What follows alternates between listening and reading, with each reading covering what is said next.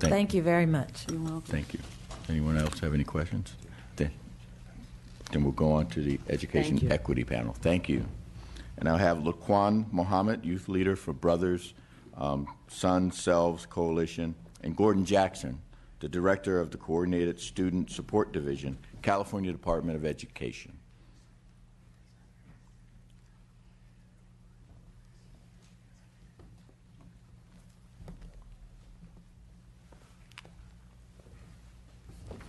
Welcome.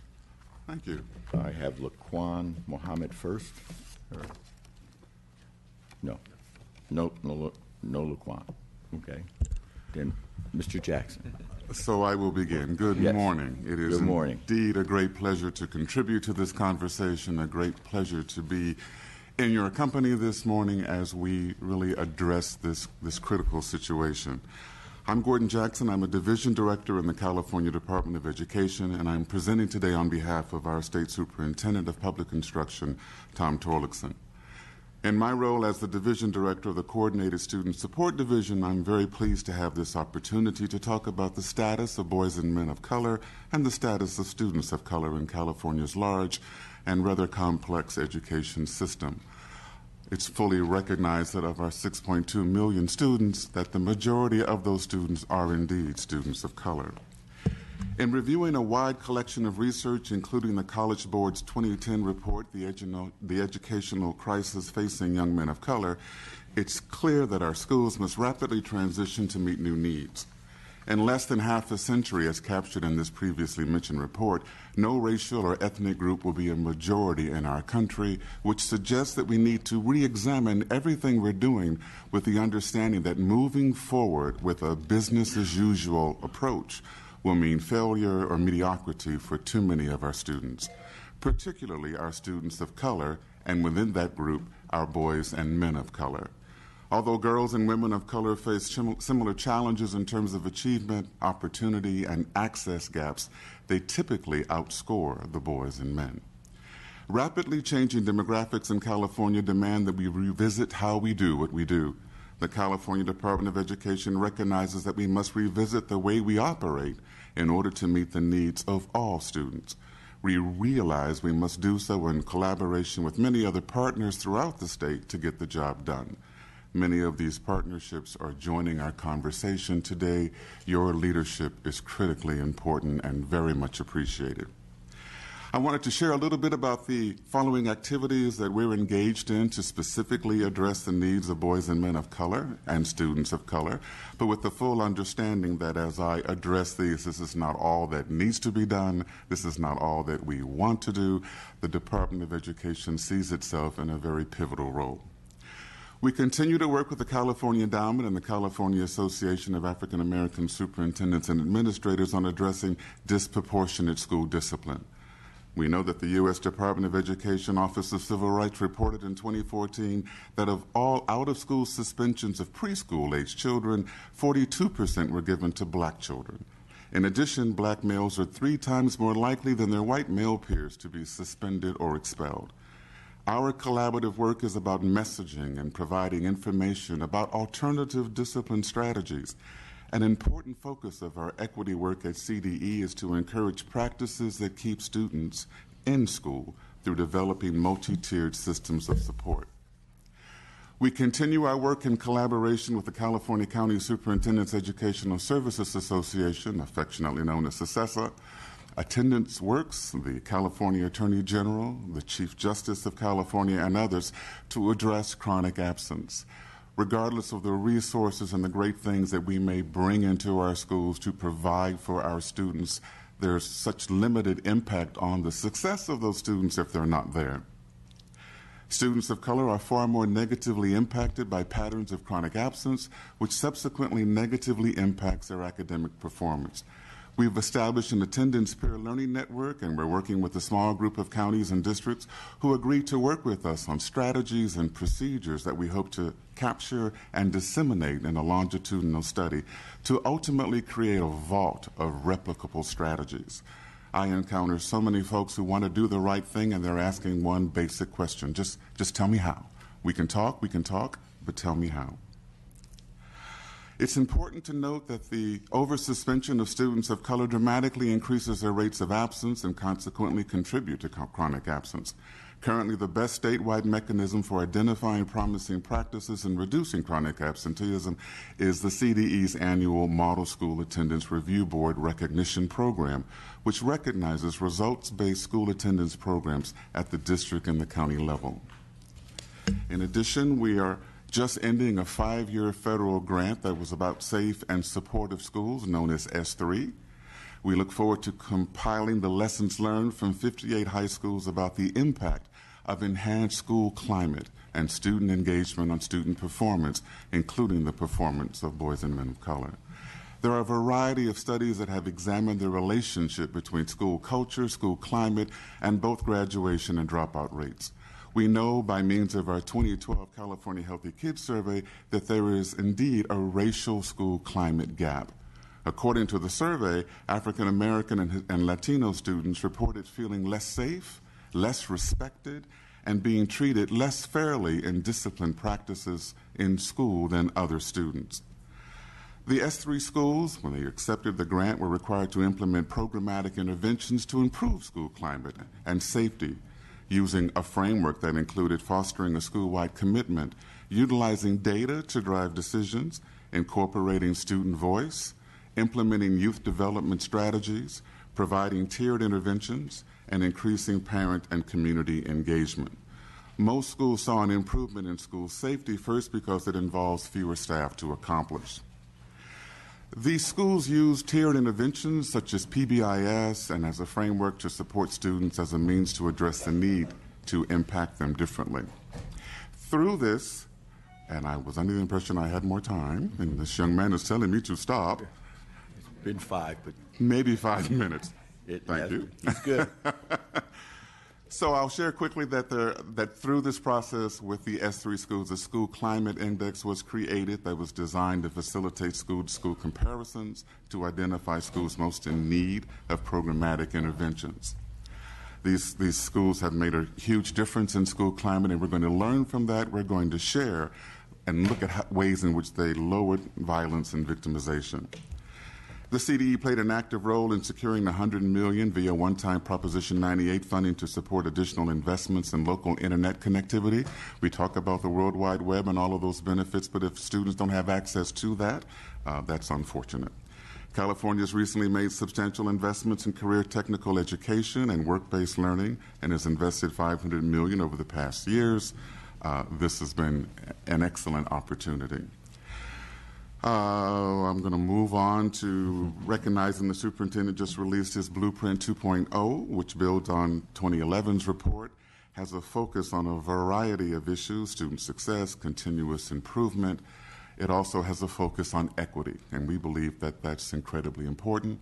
The department is engaged in conversations with interested committed stakeholders about Proposition 47, about AB 104, to help shape how these additional funds can be targeted to provide assistance to California's neediest students, and that's critically important. The good news is that we're all working toward the same goal, improving the conditions for learning for boys and men of color and students of color, but I will say that there are some barriers that exist, and if he doesn't hold up his pink sign, I'm going to give you a few of those barriers. Safety continues to be parents' number one concern. We all understand that students who do not feel safe in their community will not be well positioned to do well in school. Health disparities exist. Healthcare coverage is now more easily and widely accessible. We continue, however, to see students struggle with mental health issues, oral health issues, lack of vision care screening. Support, we're doing all we can to ensure that students, especially boys and men of color, receive the wraparound services they need to be successful. It is, and I have to share this part, it is unfortunate that as department staff explores more ways that we, in collaboration with others, can make the difference for these students, we come back to face with the reality that there are very limited state general funds allocated to the CDE to build on the lessons learned from these grant programs, to saturate the state with trainings on positive behavior interventions and support or restorative justice practices, to build new support mechanisms that include parents of color and the community, to expand our efforts to address chronic absence and saturate the state with all things necessary to understand the role. Or, and I think this is of high value, to provide a vigorous, ongoing, and systemic process of professional development to prepare all educators in our schools to function effectively in highly diverse environments. I'm going to leave you with a quote. I'm good. Our workforce and our entire economy are strongest when we embrace diversity to its fullest, and that means opening doors of opportunity to everyone and recognizing that the American dream excludes no one. That's by Thomas Perez. Thank you for this opportunity. Thank you, Mr. Jackson. I mean, part of the committee challenge, and we've discussed it, is we can have fewer speakers, so we allow for everyone to elaborate a lot more. But then there's so many people that are experts at this, and there's so much, or we can have more speakers with limited time. For this particular hearing, we chose getting great speakers, but unfortunately giving them limited time. But thank you. We heard every word of it. Mr. Laquan Muhammad, your 5 minutes begin. Can you hear me? Yes. Okay. Just, you pull it up. You don't have to go down to it. Oh, okay. I just would like to start off by saying good morning, ladies and gentlemen. My name is Laquan Muhammad. I'm a senior in high school in Los Angeles, and I'm also a Brother Son Selves Coalition youth leader. The Brother Son Selves is a coalition that is composed of 11 different organizations across the Los Angeles County that advocate for educational initiatives that improve school climate. Last year, I advocated for Proposition 47 because I believe that it gives second chances, something that I foresee everyone deserves. Even though I could not vote, I was still on the front lines because it personally impacted me. In my 10th grade year, I was kicked out of school for a similar offense. However, there was a program called the Black Male Youth Academy that intervened to make sure that I didn't end up in prison. They were responsible for getting me a second chance.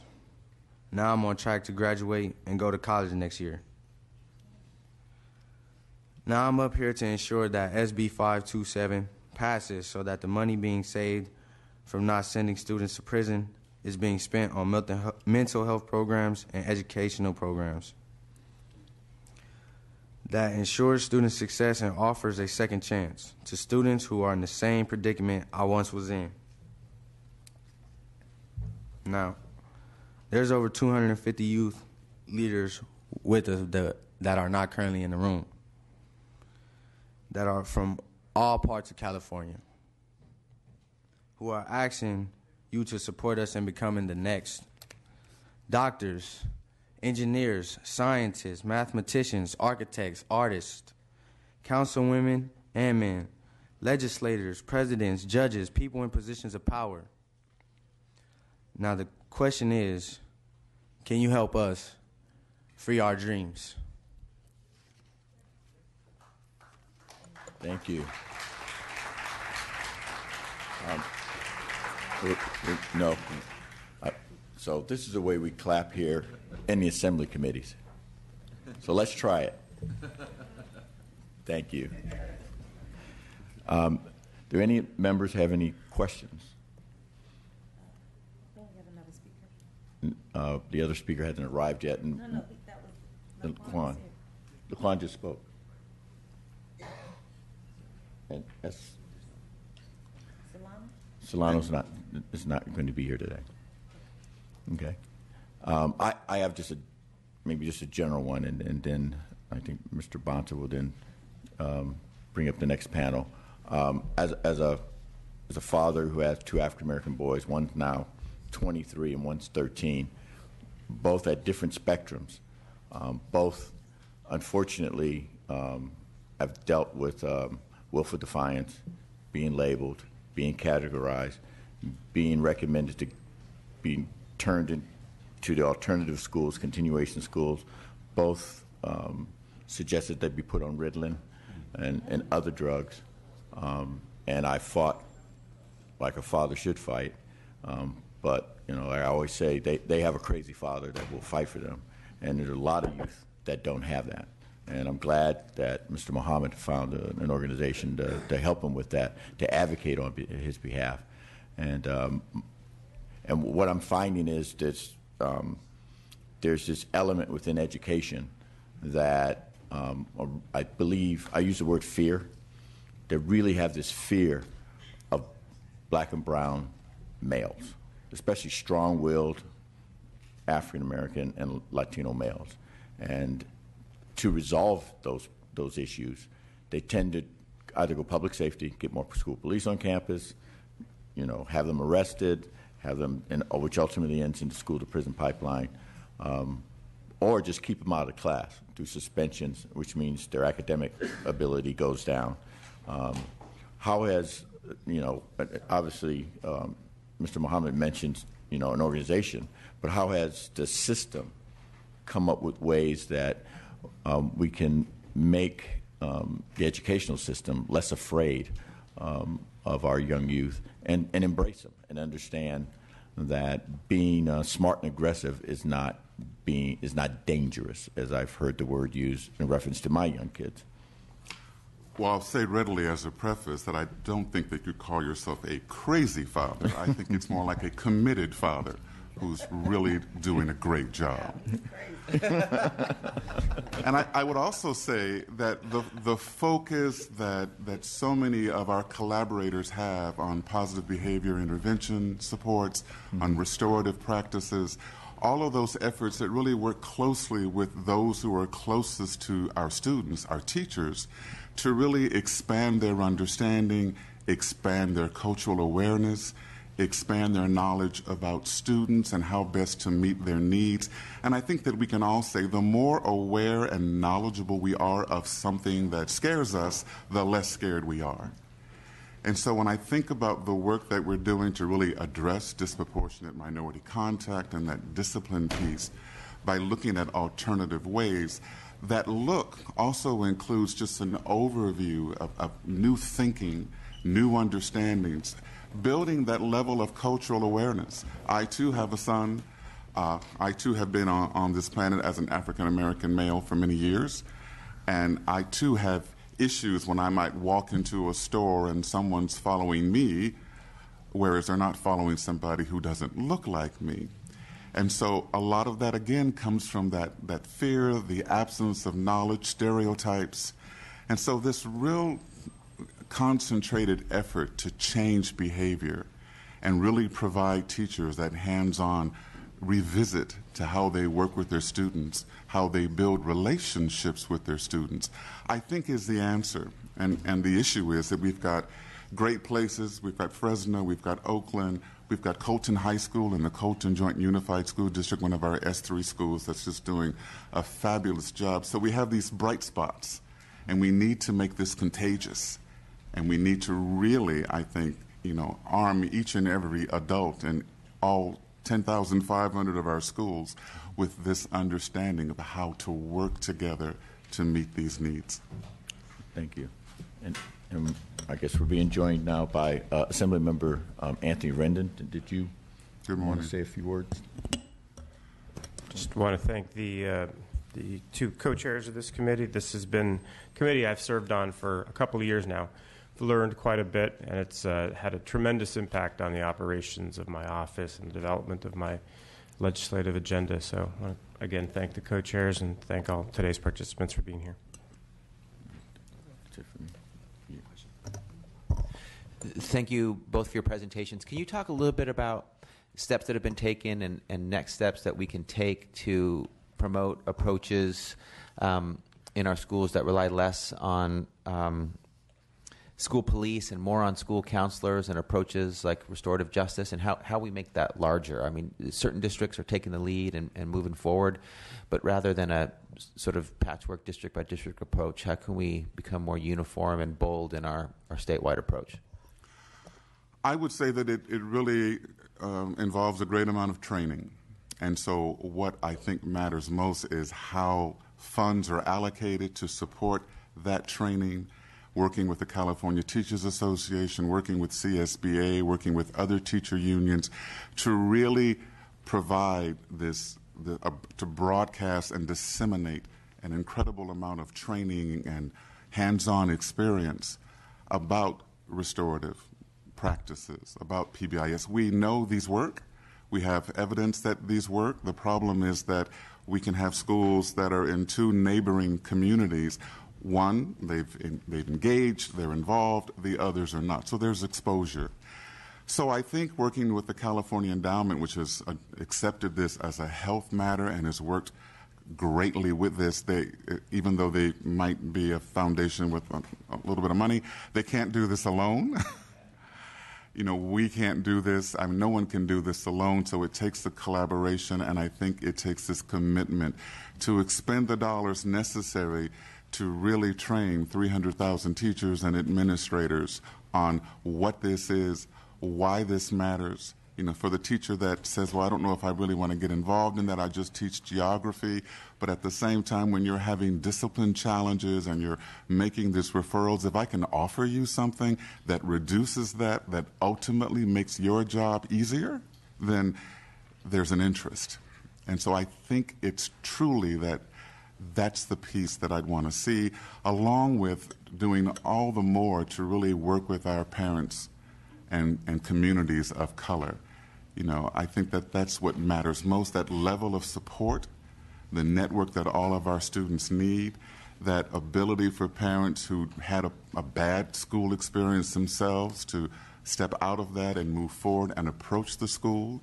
Middle-class parents are there. You go to back-to-school nights and you see a lot of folks who don't look like me.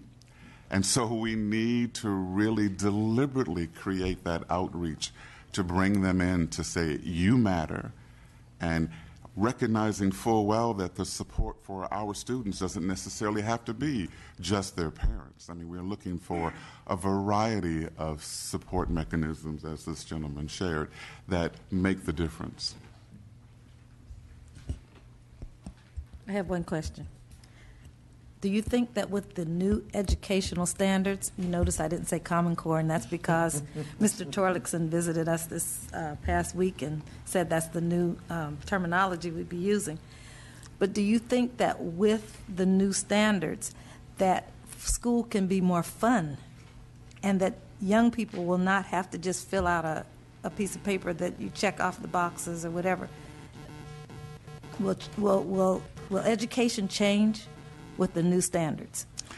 I believe so. I mean, I think we're in a pivotal place. I think that our educators in California and beyond have heard very well the reluctance to dig deeper into the testing and to that level of calibration with just pen and paper tests, and are now looking at deeper understanding, looking at project-based education, looking at performance-based education, ultimately with the idea that students are learning and owning this information in ways beyond taking a multiple-choice test. So in the 35 years that I've been an educator, I'm extremely hopeful and believe that we're at a very different place where students will be running to school and not from school because they fully get that it matters, that I'm welcome there, and that we're learning something that I'm going to use in my life, not just use to pass the test. So I think we're in a good place and moving forward in the right way.